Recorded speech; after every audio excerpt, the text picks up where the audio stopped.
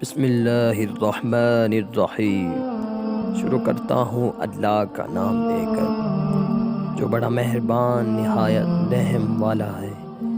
آج کا ہمارا موضوع استغفار کی طاقت۔ استغفار کے بارے میں یہ قصہ امام احمد بن حنبل کی زندگی سے ہے، جنہیں اسلام کے ایک مشہور عالم اور مشہور عالم دین سمجھا جاتا ہے۔ امام احمد کو حنبلی مکتبہ فقہ کا بانی بھی سمجھا جاتا ہے، اور وہ سب سے مشہور سنی مذہبی ماہرین میں سے ایک ہیں، جنہیں اکثر شیخ الاسلام یا اہل سنت کا امام کہا جاتا ہے۔ بڑھاپے میں جب امام احمد سفر کر رہے تھے تو ایک بستی کے پاس آ کر رکے۔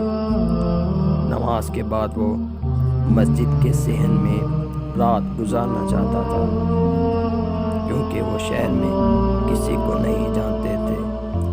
اپنی عاجزی کی وجہ سے اس نے یہ سوچ کر کسی کے سامنے اپنا تعارف نہیں کروایا کہ اگر وہ ایسا کرے گا تو بہت سے لوگ ان کا استقبال کریں گے۔ احمد بن حنبل کو پہچاننے میں ناکامی پر مسجد کے نگراں نے مسجد میں رہنے سے انکار کر دیا، چونکہ امام احمد کافی بوڑھے ہو چکے تھے۔ نگراں کو انہیں گھسیٹ کر مسجد سے باہر لانا پڑا۔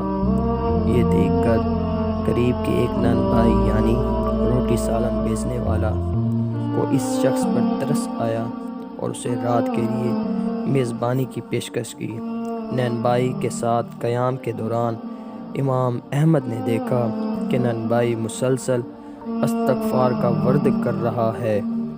امام احمد نے نن بھائی سے پوچھا کہ کیا استغفار کہنے کی مسلسل مشق اس پر کوئی اثر کرتی ہے؟ نن بھائی میں جواب میں امام احمد سے کہا کہ اللہ تعالیٰ نے ان کی تمام دعائیں قبول کر لی ہیں سوائے ایک کے۔ جب اس نے پوچھا کہ وہ کون سی دعا ہے جو قبول نہیں ہوئی، تو نن بھائی نے جواب دیا کہ وہ اللہ تعالیٰ سے دعا مانگ رہا تھا کہ وہ اسے مشہور عالم امام احمد بن حنبل سے ملنے کی سعادت عطا فرمائے۔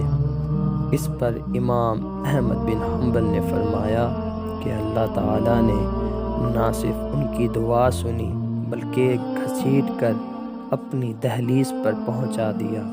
یہ واقعہ ہمیں بتاتا ہے کہ اللہ تعالیٰ بے نیاز ہے۔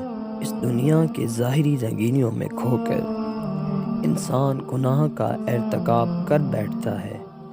انسان کو چاہیے کہ وہ اللہ تعالیٰ سے توبہ کرے۔ ایک شخص زنا کرتا تھا۔ ایک دن اس نے توبہ کی نیت کی۔ ایک عالم دین بزرگ کے پاس گیا اور جا کر اس نے سارا ماجرا سنایا۔ تو اس بزرگ نے کہا کہ وہاں پر ایک بستی ہے جہاں پر نیک لوگ رہتے ہیں، آپ وہاں چلے جاؤ۔ تو اس شخص نے اس بزرگ کی بات مان کر اپنا سامان باندھا اور اس نیک بستی کی طرف روانہ ہو گیا۔ راستے میں ہی اس کی موت ہو گئی۔ اب جنت والے بھی فرشتے آگے اور جہنم والے بھی فرشتے آگے۔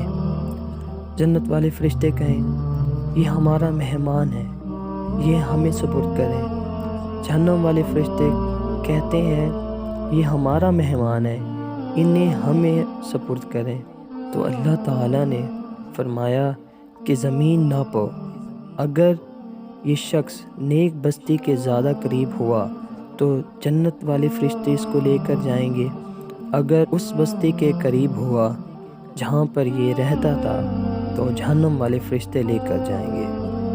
جب زمین ناپی گئی تو وہ شخص نیک لوگوں کی بستی کے قریب ہو گیا۔ اللہ تعالیٰ نے اس زمین کو چھوٹا کر دیا، اس شخص کو نیک بستی کے قریب کر دیا۔ اللہ تعالیٰ تو چاہتے ہیں کہ میرے بندے توبہ کر لیں۔ اس دعا ہے کہ اللہ تعالیٰ ہمیں توبہ کرنے کی توفیق عطا فرمائے۔